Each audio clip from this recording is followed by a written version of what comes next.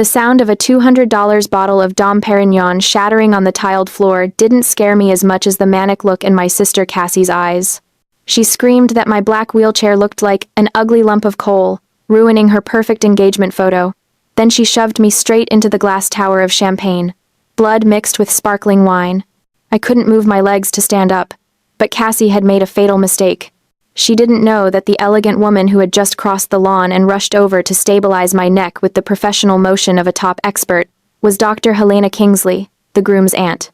She was also the very person who had drilled 8 screws into my spine 24 months ago. And this time, Dr. Kingsley wasn't using a scalpel, she was using the law. But I'm getting ahead of myself. To understand how a biological sister could be so cruel, I must take you back to an hour prior, when the wrought iron gates of Magnolia Springs Botanical Garden first swung open. They revealed what could only be described as a pastel fever dream. Pink roses, mint green hydrangeas, and cream-colored lilies spilled from every available surface. Gossamer ribbons twisted around white columns. A string quartet played something baroque and expensive-sounding near a marble fountain. This was Cassie's vision of perfection, and I was about to become the single black mark on her pristine canvas. The mandatory dress code was spring pastel, baby pink, or mint green. The invitation had specified in looping calligraphy, no exceptions. I had complied by wearing a pale pink silk dress that I'd found on sale at Nordstrom Rack, the kind of dress that made me feel almost pretty despite everything. The fabric draped nicely over my atrophied legs, and I'd even done my hair in soft waves that fell past my shoulders. But my ultralight carbon wheelchair was matte black, a specialized piece of equipment worth $5,000 that I had saved forever to buy. Every penny from my disability payments, every birthday check from distant relatives, every dollar I could scrape together from freelance editing work had gone into this chair.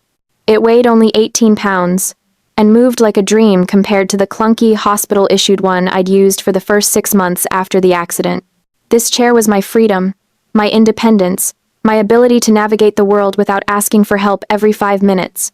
I didn't think Cassie would care about the color. I was wrong about a lot of things back then. I rolled myself up the accessible ramp, thank God the venue actually had one, and scanned the crowd for my sister. She stood near the champagne fountain, a vision in ivory lace that probably cost more than my entire year's worth of medical supplies. Her blonde hair was swept into an elaborate updo, and her makeup was magazine perfect. She was laughing at something Greg, her fiancé, had said, her hand resting possessively on his arm. Greg was a good guy, as far as I could tell from the 3 times I'd met him. He was an architect, soft-spoken and kind, with an easy smile that seemed genuine. I'd wondered more than once what he saw in Cassie. But then again, Cassie had always been good at showing people only what she wanted them to see. I approached with total sincerity, wheeling myself through clusters of guests who politely stepped aside. My heart hammered in my chest. Despite everything, despite the 2 years of cold silence, despite the way she'd rewritten history to make herself the victim I still hoped, I still believed that somewhere inside my sister was the girl who used to braid my hair before dance recitals, who used to sneak me cookies when Mom put me on those horrible pre-performance diets. Cassie, I called out, my voice bright with forced cheer. She turned, and for just a moment, I saw something flicker across her face. Annoyance? Disgust?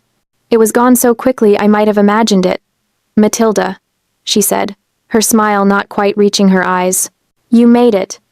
The way she said it, you made it, as if she'd expected me to fail, or perhaps hoped I would. I swallowed the hurt, and held out a small gift box, wrapped in vintage rose-patterned paper. Inside was a pair of vintage pearl earrings that I'd found after weeks of searching through antique sites and estate sales. Cassie had said, years ago when we were still close, when the Jeep hadn't yet crashed into the tree, when I could still stand on my toes and execute 32 perfect fouettes, that she loved vintage pearls. They reminded her of Grandma's jewelry, she'd said. The pearls Grandma wore in her wedding photos, the ones that had been lost when she passed. To buy these earrings, I had to withdraw money from my emergency medication savings fund, the account I kept for when insurance inevitably denied coverage for something essential. But I'd wanted to give Cassie something meaningful, something that said, I still love you, even though you've made it clear you don't love me back. I naively waited for a smile, or at least a nod of acknowledgement. Cassie took the box with 2 fingers, as if it might contaminate her. She opened it without ceremony, glanced at the pearls nestled in tissue paper, and her lip curled. Second hand? She said it like a diagnosis. It looks old. This doesn't match my Vera Wang dress at all. She carelessly dropped the gift box onto a nearby cocktail table, barely looking at it, before her attention shifted back to her phone. Her thumb scrolled, probably checking how many likes her engagement announcement had gotten on Instagram. My heart tightened, a physical sensation like someone had reached into my chest and squeezed. But I swallowed my tears for the sake of the family peace. My parents always forced me to maintain. Don't rock the boat, Matilda. Your sister is going through a stressful time. Be the bigger person, Matilda. She didn't mean it that way. Except she did. She always did. It was then that Cassie's gaze dropped to my wheelchair, and her entire demeanor shifted from dismissive to outright hostile. What is that? She hissed, stepping closer. My wheelchair, I said slowly, confused by the venom in her tone. Cassie, you know I. That pitch-black chair looks like the Grim Reaper in the Garden of Eden, she whispered, leaning down so only I could hear. Her breath smelled like champagne and spite. You did this on purpose, didn't you? You couldn't just let me have one perfect day.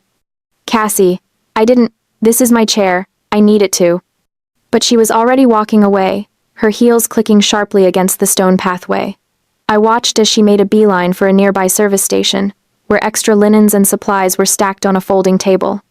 She snatched a spare tablecloth white, of course, pristine, and snapped it open with a sound like a whip crack. She marched back to me, the tablecloth billowing behind her like a cape. Cover this pile of junk up right now, she said, her voice low and dangerous. Before I could respond, she tried to drape the tablecloth over my legs, over the chair, as if I were a piece of furniture that didn't fit her aesthetic. As if I were something shameful that needed to be hidden away. For the first time in 2 years, 2 years of accepting blame for an accident I didn't cause, 2 years of enduring her cold shoulder and her pointed comments and her revised version of history, I fought back. I grabbed the tablecloth and pushed it away. No. Such a small word. Such enormous consequences. Cassie's face went red, blotchy patches appearing on her neck and cheeks. She yanked the tablecloth back and stormed away, but not before I heard her mutter, "Ungrateful bitch." For the next hour, I watched from the periphery, as Cassie worked the crowd, her charm turned up to maximum wattage. I watched her whisper to guests, watched them glance in my direction with expressions ranging from pity to suspicion. I knew what she was doing, I'd seen her do it before. She was controlling the narrative, getting ahead of whatever story might emerge from our interaction. Later, I would learn exactly what she'd been telling people, that I had Munchausen syndrome, that I just loved sitting in that wheelchair for pity, but I was actually fine. That the accident from 2 years ago, the accident she caused while driving the Jeep and texting her ex-boyfriend before hitting a tree, wasn't nearly as bad as I made it out to be. That I was dramatic, attention-seeking, jealous of her happiness. She was using my tragedy to paint me as a liar in everyone's eyes. And the worst part? Some of them believed her. The engagement party continued around me like I was a rock in a stream, guests flowing past, occasionally glancing over, mostly pretending I wasn't there. I parked myself near the rose garden, away from the main festivities, and watched my sister float from group to group like some kind of pastel butterfly. Greg caught my eye once and started to come over, but Cassie intercepted him smoothly, threading her arm through his and redirecting him toward an elderly couple near the fountain. I wondered if he knew. If she'd told him the real story about the accident, or if he'd gotten the sanitized version, the one where I was the reckless one, the drunk one, the one who'd ruined everything. About an hour after the party started, a photographer appeared, some hipster guy with a man bun and expensive equipment. He started setting up near the main stage area, a raised platform decorated with what must have been $1,000 worth of peonies. "Family photos," Cassie announced, her voice cutting through the string quartet. "Everyone gather round." I stayed where I was. Maybe if I remained still enough, small enough, she'd forget about me. No such luck. Cassie's eyes found me across the lawn. She gestured impatiently, her smile fixed and frozen. I wheeled myself over slowly, dreading whatever fresh humiliation awaited. The rest of the family was already assembling, mom and dad looking uncomfortable in their dressy clothes, Greg's parents looking wealthy and vaguely confused, various aunts and uncles and cousins filling in the gaps. And there, at the far left of the formation, sat a large pink-ribboned banquet chair, the kind with a straight back and armrests, the kind that requires core strength and balance to sit in safely. The kind I absolutely could not use. "Matilda," Cassie said sweetly, her public voice dripping with artificial warmth. "Move the wheelchair somewhere else. Sit on that chair. I want this photo to be uniform." Everyone was watching. The photographer had his camera up, ready to shoot. Mom was making her "please don't cause a scene" face. Dad was staring at his shoes. "Cassie," I said quietly, trying to keep my voice steady. "You know I have a T10 spinal injury. I don't have the core balance to sit on a regular chair. I'll fall." I'd explained this before, countless times over the past 2 years. A T10 complete spinal injury means I have no sensation or movement from approximately my belly button down. No abdominal muscles to hold myself upright. No ability to catch myself if I start to tip. Sitting in a regular chair without support was like asking someone to balance on a tightrope with no pole theoretically possible for about 5 seconds before physics and gravity won. Cassie's smile didn't falter, but something dark and ugly flashed in her eyes. "You're just good at ruining things," she said, her voice still sugary for the benefit of the crowd, but with an edge sharp enough to draw blood. Then, leaning closer, she whispered, "You're jealous because I'm getting married and you're a cripple, right?" The word hit me like a slap. Not because I hadn't heard it before. I'd heard it from strangers, from kids, from drunk assholes at bars, but never from my own sister. Never from someone who was supposed to love me. "Stand up, you fake," she hissed, and then she grabbed me. The action happened so fast it completely surprised me. Cassie used both hands to grip me under my left armpit and yanked upward with a strength I didn't know she possessed. The jerk was violent, unexpected, pulling me up and forward at an angle that immediately threw off what little balance I had. My hands scrambled for the armrests of my chair but found only air. The world tilted sickeningly. In her fury and her haste, Cassie stepped on the hem of her own long dress. I saw her stumble, saw her arms windmill as she fought to keep her own balance. Her grip on me loosened and then released entirely as she dodged backward, trying not to fall. She caught herself, took a step back, regained her balance with the grace of someone who still had full control of their body. I wasn't so lucky. My lower body was immobile, dead weight that I couldn't control or compensate for. The momentum from her pull launched me forward. I had no leg muscles to brace with, no core strength to right myself. I was falling, and there was nothing I could do to stop it.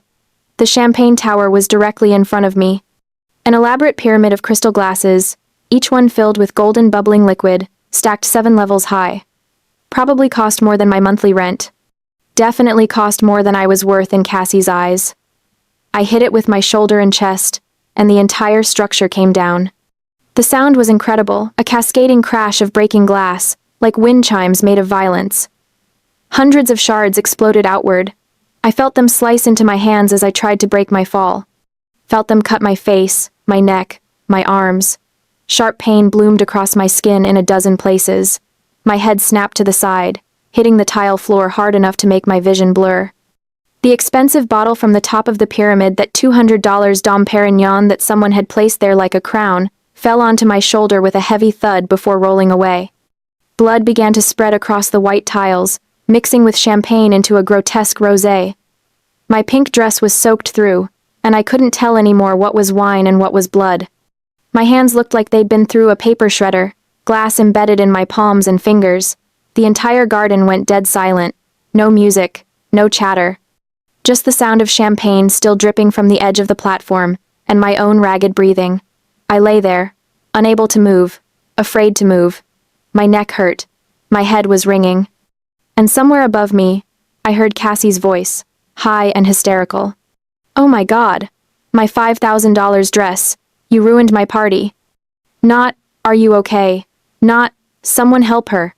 Stand up right now." I couldn't see her. My angle on the floor gave me a view of mostly chair legs and horrified faces, but I could hear her perfectly.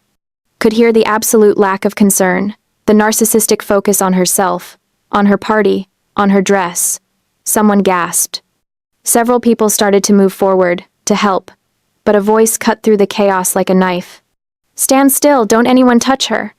The voice was female, authoritative, The kind of voice you obeyed without question. Through my blurred vision, I saw a woman drop her Gucci handbag onto the grass and push past a waiter. She moved with purpose, with the confidence of someone who knew exactly what to do in an emergency. She knelt beside me in the puddle of wine and blood, not caring about her elegant, cream-colored pantsuit. Her hands were gentle but firm as she placed them on either side of my head, stabilizing my neck in the standard medical C-spine technique. "Listen to me carefully," she said, her voice calm and professional. "Don't try to move. Don't turn your head. I'm going to hold you steady until the paramedics arrive." I knew that voice.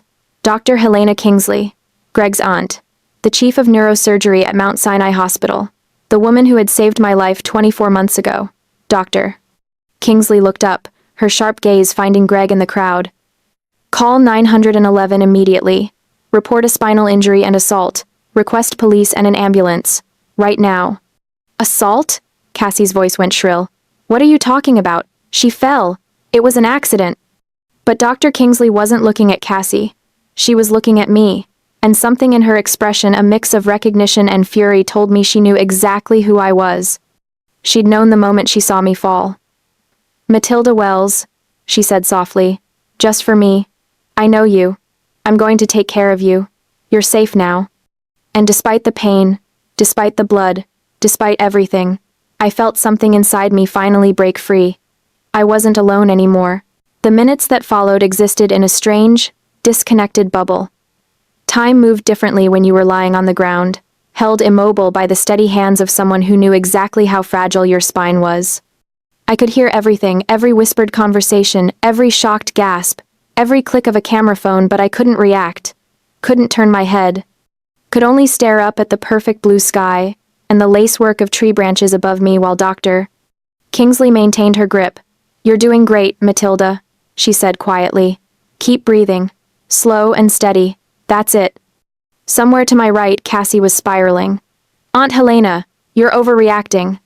Her voice had that particular quality of panic that came when a narcissist realized they were losing control of the narrative.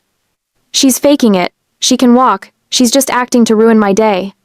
Dr. Kingsley's hands didn't move from my head, but her voice could have frozen nitrogen. "Miss Wells," she said, loudly enough for everyone to hear. "I am the one who personally drilled 8 pedicle screws into your sister's T10 and T11 vertebrae 24 months ago at Mount Sinai Hospital. I know the structure of her shattered bones better than she does herself." A collective intake of breath from the crowd. I couldn't see their faces, but I could imagine them, the slow realization, the pieces clicking into place. "Do you want to debate medical knowledge with the chief of neurosurgery, Dr. Kingsley continued, her tone making it clear this was not actually a question. Silence from Cassie. Blessed, beautiful silence. The confirmation from a top medical expert carried more weight than any of Cassie's lies ever could. All of her whispered rumors throughout the party about Munchausen syndrome, about faking, about seeking attention collapsed like the champagne tower, shattered just as completely. From my position on the ground, I could see some of the guests more clearly now. An elderly woman I didn't recognize had her hand over her mouth, tears in her eyes. A younger couple stood frozen, the man with his arm protectively around the woman, and there, at the edge of my vision, was Greg. His face had gone completely white, his expression shell-shocked. Cassie stood frozen, her perfect updo starting to come undone, her $5,000 dress stained with champagne and, I noted, with a dark satisfaction, a few drops of my blood. Around us, whispers rippled through the crowd like wind through grass. "Did you see what she did? She pulled her right out of the wheelchair. That poor girl. Will she be okay?" Someone said the sister was texting during the car accident too. Is it true? Did she really cause it? As for me, lying there amidst the pain and chaos, glass still embedded in my skin, blood drying sticky on my face, I thought, I'm still alive. How could it get any worse? It was almost funny, in a dark way. Surviving a horrific Jeep crash that had killed my ballet dreams and my future, that had left me with 8 screws holding my spine together and no feeling below my waist, had given me a certain calmness. An absolute experience in sensing survival. I'd already faced the worst thing I could imagine.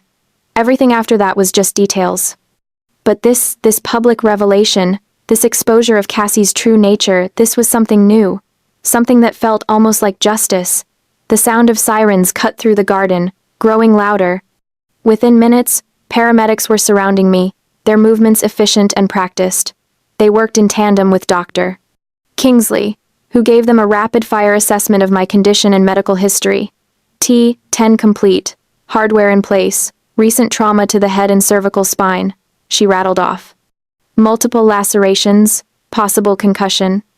I want her in a collar and on a backboard, and someone call ahead to County General, tell them Helena Kingsley is accompanying the patient, and I want imaging immediately.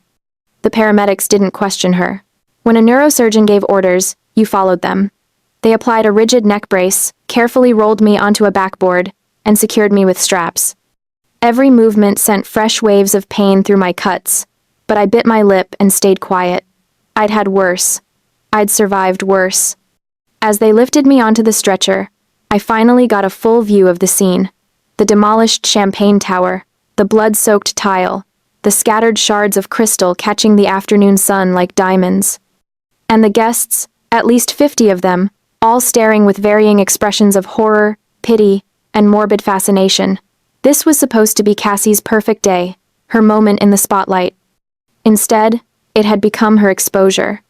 2 police officers had arrived with the ambulance, and I watched as they approached Cassie. One of them, a woman with her hair pulled back in a severe bun, pulled out a notepad. "Ma'am, we need to ask you some questions about the incident." Cassie's face was a mask of barely contained panic. "It was an accident. I was just trying to help her sit down for the photo. She's my sister. I would never." I saw what happened. The voice came from an older man in a gray suit, someone I recognized vaguely as one of Greg's business associates. He stepped forward, his expression grave. I was standing less than 2 meters away. He said, his voice clear and firm, "My name is Lucas Chambers. I clearly saw her." He nodded toward Cassie. "Use both hands to grab her sister and pull hard with intent. That was not accidental or a slip of the hand. She deliberately caused this girl to fall. That is assault." The testimony of this independent witness was ironclad evidence. An unbiased observer, a respected businessman, someone with no reason to lie, and every reason to stay out of family drama. His words carried the weight of truth. The female police officer's expression hardened. She stepped closer to Cassie. "Ma'am, given the witness testimony and the victim's injuries, you need to come with us to the station for questioning regarding an assault charge." "What? No!" Cassie shrieked, backing away. "You can't take me! It's my engagement party! Get away from me!" She swatted at the officer's hand, hysterical now, her entitlement overriding any sense of self-preservation. "Greg, tell them to stop." "Ma'am, stop resisting," the officer commanded. When Cassie tried to turn and run toward the house, the officers moved instantly. They grabbed her arms, spinning her around. The handcuffs clicked into place, and Cassie started to cry. Not delicate tears that could be dabbed away with a tissue, ugly, snotty sobs that made her mascara run in black rivers down her face. Her magnificent pastel dress, the one that had cost $5,000, was now stained with wine and blood and ruined beyond repair. As the police led her toward the patrol car, she kept looking back at Greg, at our parents, at anyone who might intercede. But the crowd parted for her like the Red Sea, everyone stepping back to avoid being associated with her downfall. Most importantly, Greg stood silent. He didn't defend her, didn't argue with the police, didn't proclaim her innocence or beg them to let her go. He and his family turned their backs on Cassie. That was the moment I realized my first emotional release. She was no longer untouchable. For 24 months, Cassie had been protected by the family narrative. By Mom and Dad's insistence that we keep the peace. By their willingness to sacrifice my truth for her comfort. By their enabling of her narcissism, and their enforcement of my silence. But this was public. This was witnessed. This was documented. This was finally real. As the paramedics loaded my stretcher into the ambulance, I caught one last glimpse of the botanical garden, the pastel nightmare, now splattered with blood and broken glass. The guests, shocked and whispering. My parents, huddled together, their faces pale. And Cassie, being pushed into the back of a police car, her perfect day shattered as completely as that champagne tower. "Doctor!" Kingsley climbed into the ambulance with me, still in her blood-stained cream pantsuit. "I'm coming with you," she said, in a tone that brooked no argument. "We're going to make sure you're okay, and then we're going to make sure justice is served." The ambulance doors closed, and we pulled away to the sound of sirens. I closed my eyes and let out a breath I didn't know I'd been holding. She was no longer untouchable. 2 days after the engagement party, I lay in a private recovery room at Charleston County General, a concussion protocol band around my wrist, and approximately 30 stitches holding my skin together. The imaging had come back clean, no new spinal damage, thank God. Just the soft tissue injuries and the head trauma. "Doctor." Kingsley had pulled strings to get me the private room, refusing to let me be placed in a shared ward where reporters might find me. Because yes, there were reporters. Society bride assaults, disabled sister at engagement party had made the local news. Someone had filmed the whole thing on their phone, and while the video was shaky and cut off right before I hit the champagne tower, it clearly showed Cassie grabbing me and pulling. The news stations had blurred my face but not Cassie's. Her breakdown, her arrest, her ruined dress, all of it captured in high definition, and shared thousands of times. The story had everything: wealth, family drama, a disabled victim, and a villain in an expensive dress. The internet was having a field day. I should have felt vindicated, triumphant. Something. Instead, I mostly felt tired. The hospital room door opened, and I expected a nurse.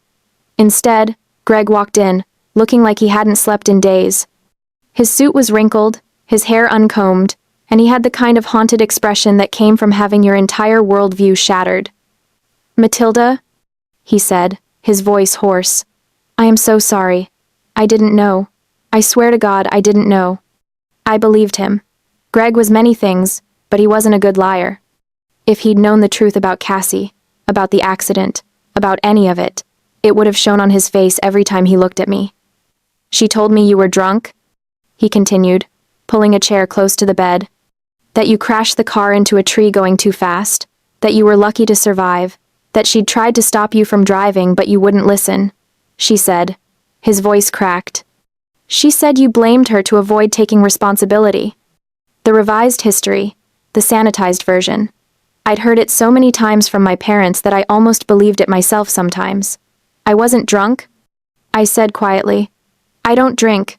I never have. Ballet dancers don't." "I know that now," Greg said. "I know a lot of things now." The door opened again, and this time it was Dr. Kingsley, carrying a manila folder.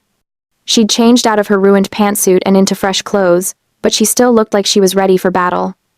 "Greg," she said, nodding at her nephew. "Good, you're here. Matilda, I have something to show both of you." She opened the folder and pulled out several pages. Medical records, I realized. The ones from my original surgery. 24 months ago. "Doctor," Kingsley began, her voice taking on the clinical tone of someone presenting evidence. "I performed an emergency spinal fusion surgery on Matilda Wells. She was brought in by ambulance after a single car accident. The vehicle, a Jeep Wrangler, had hit a tree at approximately 40 miles per hour. She handed one page to Greg. "This is the toxicology report. It shows Matilda's blood alcohol level at the time of the accident." Greg read it, his eyes widening. 0.0, completely sober. The police report indicated that the driver, Cassandra Wells, had been texting while driving. She lost control on a curve. "Doctor." Kingsley's expression was carved from ice.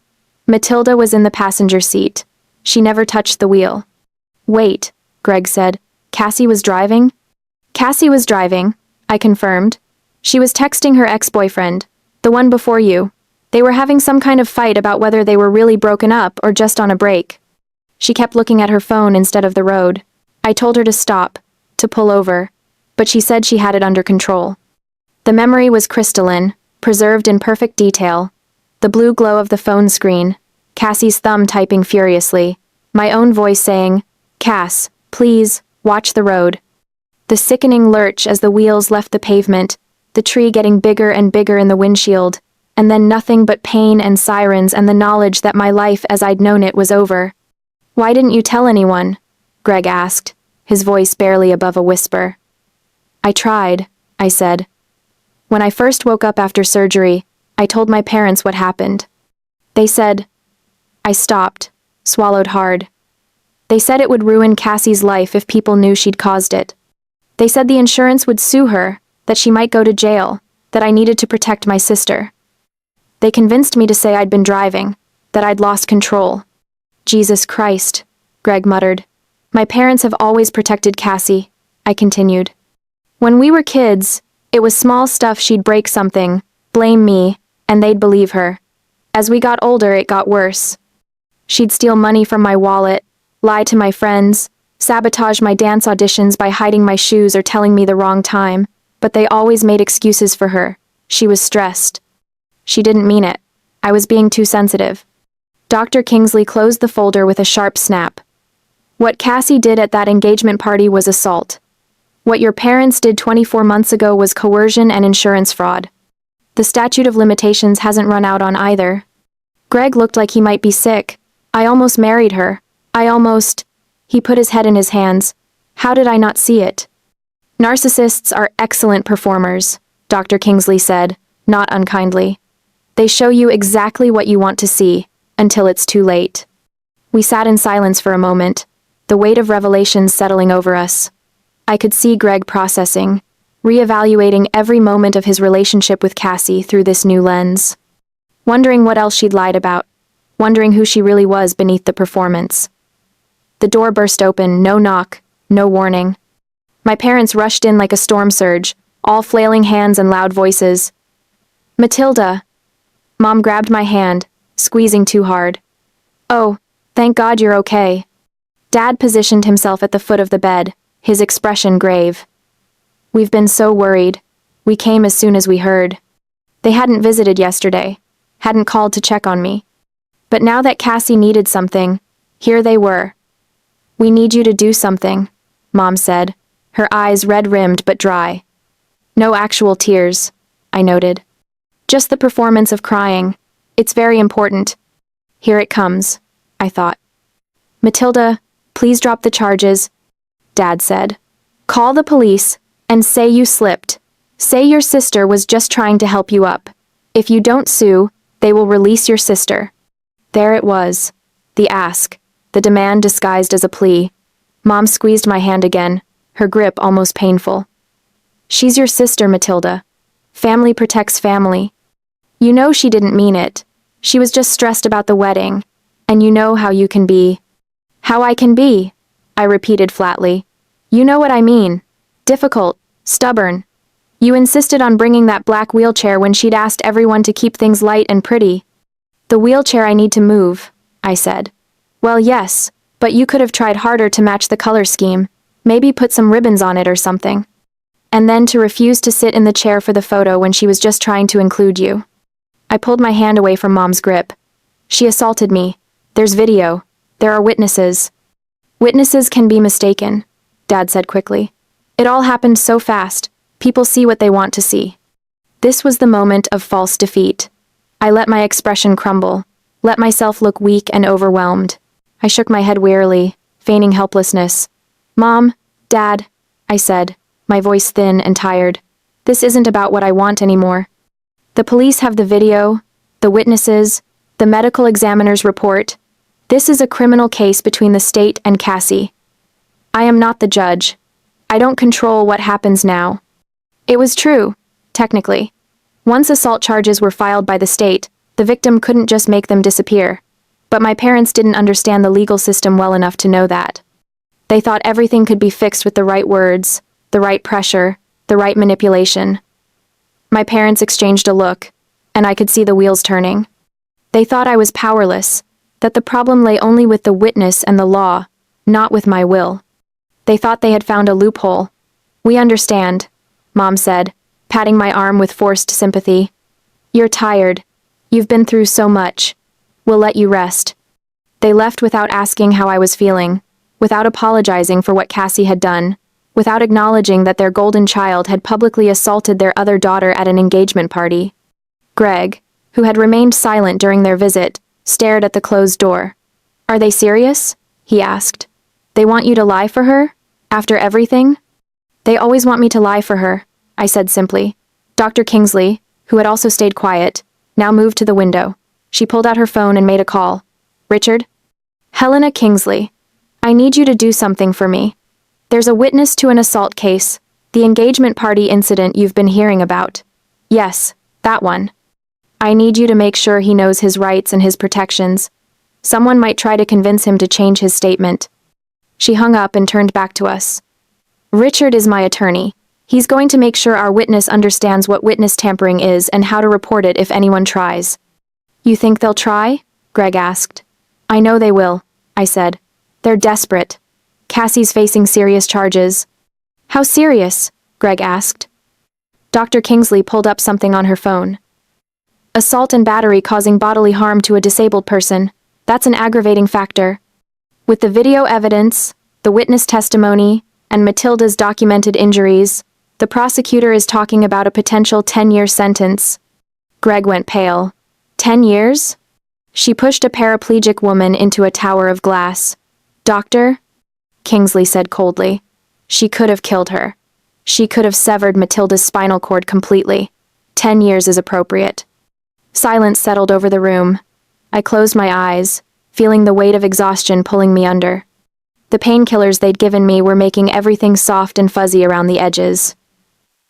Rest, Dr. Kingsley said gently. I'll make sure no one bothers you tonight. I drifted off to sleep, and for the first time in 2 years, I didn't dream about the accident. The next morning, I woke to hushed voices outside my door. I recognized my father's tone, aggressive, demanding, and a calmer voice responding. I couldn't make out the words, but after a few minutes, Dad's voice faded away. Greg appeared in the doorway looking grim. Your parents were here, he said. The security guard sent them away. Dr. Kingsley left instructions that only approved visitors could come in. What did they want? To talk to me, Greg said. He pulled up a chair and sat down heavily. Matilda, they asked me to do something unconscionable. I waited. They want me to convince the witness to change his story. The man who saw Cassie grab you, his name is Lucas Chambers. He's a business partner of mine. Your parents somehow found out about our connection. Greg's hands were clenched into fists. They asked me to talk to him, to suggest that maybe he'd been mistaken about what he saw. That maybe he'd been too far away to really tell. That maybe it would be better for everyone if he just said he wasn't sure anymore. And? I asked, though I already knew the answer. I told them to get the hell out of my sight. Greg said. Do they understand what they were asking me to do? That's witness tampering. That's a federal felony. I could lose my license, my career, everything. He looked at me with something like horror. I didn't realize your entire family was this rotten. Not my entire family, I said quietly. Just most of it. Greg stood up and started pacing. I've already called Lucas. Warned him that someone might try to contact him and pressure him to change his statement. He's furious. He's talking about filing harassment charges if they try. They will try, I said. They'll find a way. They always do. But even as I said it, I felt a small spark of hope. Because this time, they were trapped. This time, there were too many witnesses, too much evidence, too many people who knew the truth. This time, their usual tactics wouldn't work. They had taken the bait. They had just single-handedly drowned their last hope. Greg left around noon, promising to return later with real food because hospital food is criminal. Doctor. Kingsley stopped by to check my stitches and declare me healing nicely, which in doctor speak meant I looked like I'd lost a fight with a blender but wouldn't die from it. I was alone, staring at the ceiling and contemplating the strange turns life takes, when my phone rang. Unknown number. Miss Wells? This is Jennifer Hart from Hartwell and Associates. I'm the attorney who's been assigned to your case. My case? The assault case against your sister, Cassandra Wells. I wanted to touch base with you about the proceedings and discuss some developments. I sat up straighter, ignoring the pull of stitches. What kind of developments? Your sister's defense attorney reached out this morning. They'd like to negotiate a plea deal. My heart started pounding. What kind of plea deal? They're concerned about the strength of the prosecution's case. The video evidence is damning, the witness testimony is solid, and the aggravating factors assault on a disabled person, causing serious bodily injury, mean your sister is looking at significant prison time, if this goes to trial. How much time? The prosecutor is confident they can get 10 years, maybe more, given the public nature of the assault and the clear premeditation. 10 years. A decade of Cassie's life. She'd be 41 when she got out. Middle-aged. Her youth, her beauty, her prime years all spent in a cell. I should have felt triumphant. Vindicated. Instead, I felt complicated. What are they offering? I asked. If you agree to submit a victim impact statement requesting leniency, and if you're willing to tell the judge that you believe your sister can be rehabilitated, they're willing to plead guilty to a reduced charge, aggravated assault, instead of assault with intent to cause serious bodily harm. With your statement and a guilty plea, she'd likely serve 2 years. Maybe less with good behavior. 2 years instead of 10. Still prison, still consequences, but not life-destroying. There's a catch, miss. Hart continued. They want restitution. Full restitution for your medical expenses, pain and suffering, and punitive damages. They're proposing a total of $420,000. I nearly dropped the phone. $420,000? Your medical bills from the current hospitalization alone are close to $60,000. Add in the lost wages, the therapy you'll need, the pain and suffering from the assault itself, and punitive damages for the emotional distress. It's actually quite reasonable. Some lawyers would push for double that. But my parents, they don't have that kind of money. That's their problem, not yours, miss. Hart said calmly. If they want this plea deal, they pay. If they don't pay, we go to trial, and your sister does the full 10 years. When would they need to pay by? The preliminary hearing is scheduled for next week. They'd need to wire the full amount into our trust account before that hearing. 7 days from now. 7 days to come up with $420,000. It was impossible. My parents lived comfortably, but not lavishly. Dad was a middle manager at an insurance company. Mom worked part-time at a boutique. They had a nice house, a sailboat they took out on weekends, their retirement savings, but nearly $500,000 in cash. Miss Wells, I need to know. Are you willing to submit the leniency statement if they meet the financial terms? Was I? 2 years in prison wouldn't destroy Cassie's life completely. She'd survive it. Maybe it would even change her, force her to confront the consequences of her actions. 10 years, though that was different. That was life-altering in ways that couldn't be undone. And the money, $420,000, would set me up for life. I could afford the medical equipment I needed, the therapy, the modifications to whatever home I ended up in. I could live independently, not have to rely on disability payments and charity. Yes, I said finally. If they pay the full restitution by the deadline, I'll submit the statement. Good, Miss Hart said. I'll let them know. 1 week, Miss Wells. The clock is ticking. My parents showed up that evening, looking haggard. Dad's face was gray, his shoulders slumped. Mom had aged 10 years in 3 days. $420,000, Dad said without preamble. That's what they're demanding. That's what the lawyer calculated. I said neutrally. We don't have that kind of money, Mom said, her voice breaking. We've been to the bank. We've called everyone we know. We can't just... You can liquidate your $401k, I said calmly. They stared at me. I checked. Between both of your retirement accounts, you have about $280,000. With the early withdrawal penalties and taxes, you'd net maybe $200,000. You can sell the sailboat not on the market, but to a wholesaler or liquidator. They'll give you cash instantly but at a fraction of the value. That's another $100,000 if you're lucky. For the rest. There are hard money lenders who fund against home equity in days, not weeks. The silence was deafening. That's our retirement, Dad finally said. That's everything we've worked for our entire lives. Selling to liquidators? Hard money loans? We'll lose 50% of the value on everything. We'll be ruined. And my spine is broken, I said, my voice hard. My career is gone. My life as I knew it is over. Because Cassie was texting while driving and you made me lie about it. Because you've protected her and enabled her and sacrificed me for her comfort my entire life. We did what we thought was best for the family, Mom whispered. You did what was easiest for Cassie, I corrected. You always have. And now you get to decide what's more important, your retirement fund or your daughter's freedom. Dad's face went red. You're really going to do this? You're really going to destroy your own family? I'm not destroying anything, I said. Cassie destroyed this family the moment she grabbed me and threw me into that glass tower. I'm just refusing to lie about it anymore. You pay the restitution. I sign the leniency statement. Cassie does 2 years instead of 10. Everyone walks away. Everyone except us. Dad spat. We'll have nothing. No retirement, no savings, no boat. You'll have your house and your jobs and your health, I said. That's more than Cassie left me with. Mom started crying real tears this time, not the performed ones. How can you be so cruel? I learned from the best, I said. They left without another word. For the next week, I watched the clock. I stayed in the hospital longer than necessary, partially because Dr. Kingsley insisted on monitoring me for complications, partially because I had nowhere else to go. My apartment was a third-floor walk-up with no elevator, and I'd been staying with my parents before the engagement party. That option was clearly off the table now. Greg visited daily, bringing food and keeping me company. He'd officially broken off the engagement, returning the ring to his mother and telling Cassie's lawyer that there would be no reconciliation.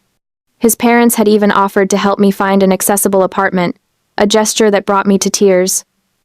Dr. Kingsley checked in regularly, updating me on Cassie's status. She was out on bail, staying with our parents, apparently having a breakdown that involved screaming and throwing things and blaming everyone but herself. On the 6th day, my lawyer called. "They're doing it," Miss Hart said. "Your father liquidated both 401 KS this morning. Took a massive hit on the penalties. They also drove the sailboat to a marine salvage dealer. They practically gave it away for immediate cash fire sale price. And they signed papers with a high-interest lender this afternoon for the gap funds. Will they make it? If the wire's clear? Barely. It'll be close." On the 7th day, the day of the deadline, I sat in the hospital room with my phone in my lap, watching the clock. The deadline was 5 p.m. At 4:47 p.m., my lawyer called. "The wire just cleared," she said. $420,000, paid in full. I closed my eyes and took a deep breath. "I'll draft your victim impact statement tonight. You'll need to sign it tomorrow, and we'll submit it to the judge. The plea hearing is scheduled for Friday." "Okay," I said. "Miss Wells Matilda, this is the right thing. You're giving her a chance to make things right. That's more than most people would do." After she hung up, I sat in the silence of the hospital room and thought about the cost of family. My parents had paid $420,000 to save Cassie from a decade in prison. They'd lost their retirement, their sailboat, their financial security. They'd taken on predatory debt they'd spend years paying off. All for Cassie. They'd never once offered to help me with medical bills, never offered to pay for the wheelchair that had taken me 2 years to save for. Never offered anything but demands that I be smaller, quieter, more convenient. The money hit my lawyer's trust account, and I signed the plea for leniency. 2 days later, Cassie stood before a judge and pleaded guilty to aggravated assault.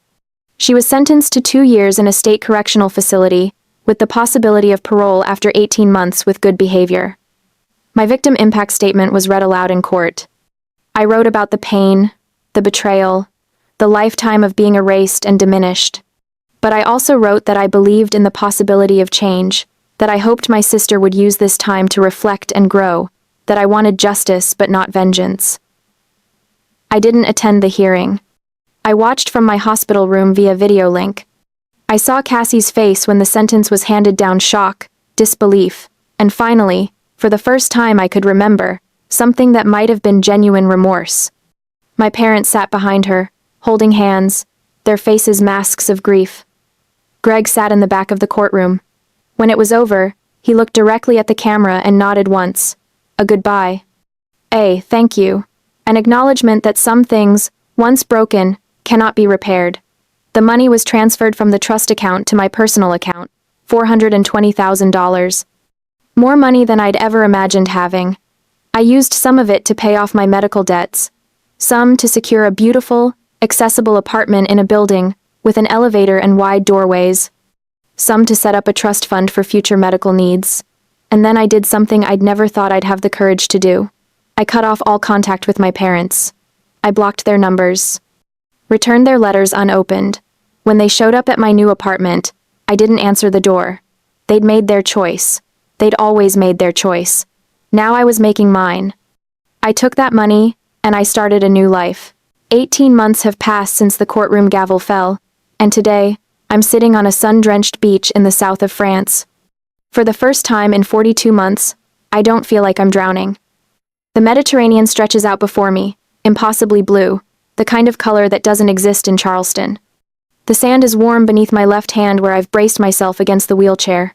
My matte black carbon chair, the same one Cassie tried to hide under that goddamn tablecloth, sits proudly in the sunlight now. I'm not hiding anymore. The $420,000 restitution money changed everything. Not because money fixes paralysis, it doesn't, and anyone who tells you otherwise is selling something, but because it bought me choices. Real choices. Not the scraps my family used to offer me with their pitying smiles and their, maybe next year, Matilda, promises. I used a significant portion of it to fund experimental treatment at the Zurich Neuroscience Research Institute, cutting-edge neural chip implant technology. The kind of thing that makes neurologists either excited or skeptical, with very little middle ground. Dr. Kingsley, bless her pragmatic heart, had given me the contact information with a simple, "It's worth trying. No guarantees, but the research is promising." The medical result wasn't some miraculous stand-up-and-walk moment like you see in the movies. Recovery never works that way, no matter what the Hallmark Channel tells you. But 3 weeks ago, during one of my focused visualization exercises, something happened. My right big toe twitched, just slightly, barely a millimeter of movement. But I felt it, a tingling current of electricity that ran down my calf, following neural pathways that had been dark and silent for 42 agonizing months. The first real sensation, below my T10 injury since the Jeep rolled, I had stared at my foot for a full minute, convinced I'd imagined it. Then I did it again, and again. Each time, that tiny twitch, that whisper of reconnection between my brain and my body. Matilda, did you see that?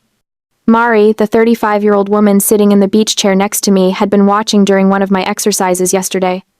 When my toe moved, she screamed in delight, launching herself out of her seat to grab my shoulders. She hugged me so tightly I couldn't breathe, crying even louder than I was. Mari, my found family. I met her at the Research Institute in Switzerland. She'd been volunteering there, helping patients navigate the foreign medical system, translating German medical jargon into understandable English, and generally being the kind of human that restores your faith in humanity. She told me she'd cared for her paralyzed sister for 10 years before she passed away from complications. When she met me, Mari said I reminded her of her sister. Same stubborn determination, same dark humor about our circumstances, same refusal to be defined by our limitations. For me, Mari filled a void I didn't even know how desperately I needed filled. She became the caring, understanding, protective sister I never had, the sister Cassie could never be. My phone vibrates in the bag hanging off my wheelchair. I almost ignore it. I've gotten good at ignoring things that don't serve me, but something makes me check. An email from Mom. The subject line is empty, but there's an attachment. A photo of a handwritten letter. My stomach tightens as I open it. The handwriting is Cassie's, still that perfect Catholic school cursive, even after 2 years in prison. She was released early last week for good behavior. According to Mom's brief message, Cassie refused to move back in with our parents. Instead, she found a small town somewhere in the Midwest, got a job as a server at a bakery, and rents a tiny apartment above a hardware store. The letter itself is short. Matilda, I'm sorry for taking your legs and your life's dream. I don't expect you to forgive me. The days in prison helped me understand how terrible I was. I am learning to be a decent human being from zero. Live well, Matilda. I read it twice, then a third time. My heart feels light. Not because of the apology words are cheap, and Cassie's words were always prettiest when they meant the least, but because I realize, sitting here with the sun on my face and Mari humming beside me, that I don't care anymore. No more resentment burning in my chest. No more imagining what I'd say to her if I saw her again. No more rage keeping me awake at night, but also no need to reconnect. No obligation to rebuild something that was never really there. Cassie is learning to be a decent human being? Good for her. She can do that without me. I turn off my phone and drop it into my bag, leaving the past exactly where it belongs. Mari, I say, beaming at her. Let's go get ice cream. My treat. Mari laughs this full-bodied, joyful sound that makes strangers turn and smile. She stands, moving behind my wheelchair. Let's go, little sister. She pushes me along the coastal path, and our laughter blends with the sound of the ocean waves. The breeze tastes like salt and freedom. This is my real family. This is my real life. And damn, it feels good.